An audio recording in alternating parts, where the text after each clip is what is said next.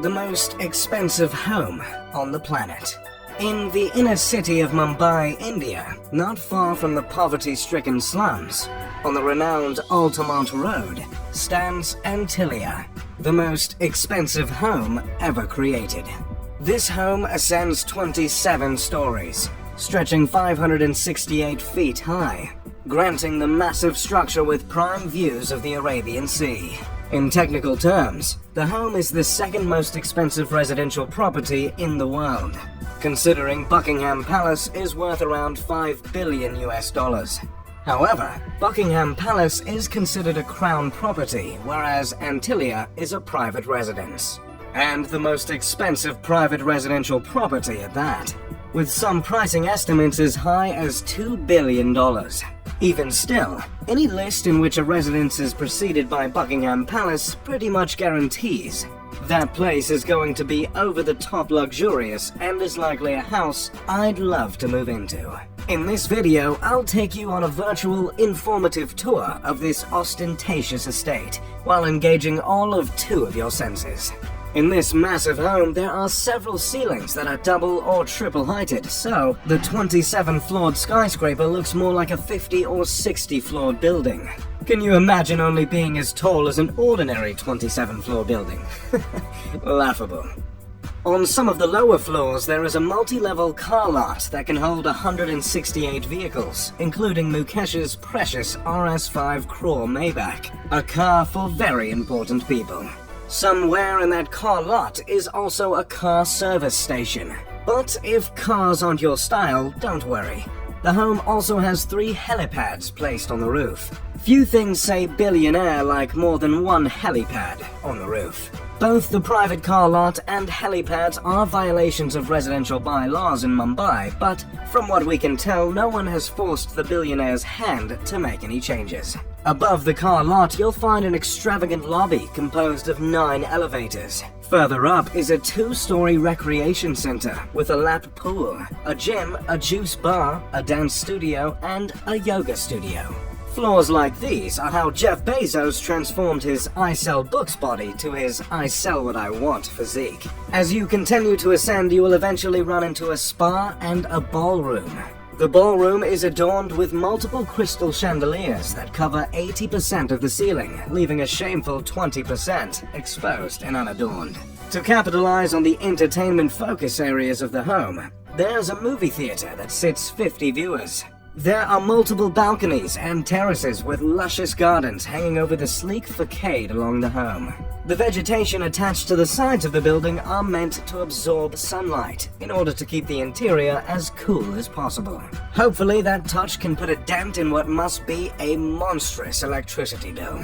As if all this luxury wasn't enough of an escape from the hot, busy streets of Mumbai, the home comes fitted with an ice room equipped with a snow generator, meant to mimic a winter wonderland, a creative addition rivaled only by the likes of Willy Wonka.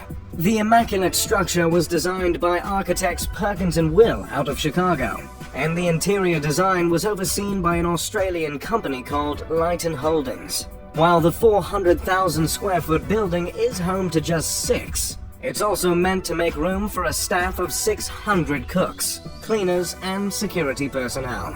So that makes the size of the mansion less excessive, right? I double-checked that stat, by the way, and I can confirm 100 staff per family member. The building is named after a legendary island, also called the Isle of the Seven Cities. The tale of this island originates from an old Liberian legend in which bishops fleeing from the Muslim conquest of Hispania escaped to an island and created 7 settlements there. There's not much else on that fun fact, and no one seems to know why the owners of the home took to that fabled island. But that's the thing with being a billionaire. No one questions your decisions. Considering the unique shape of the skyscraper and the fact that its construction cost not 6, not 7, not 8, but 10 figures, it'd be a fair assumption to presume the design of the home is symbolic, or at least, on purpose. And that assumption would be correct.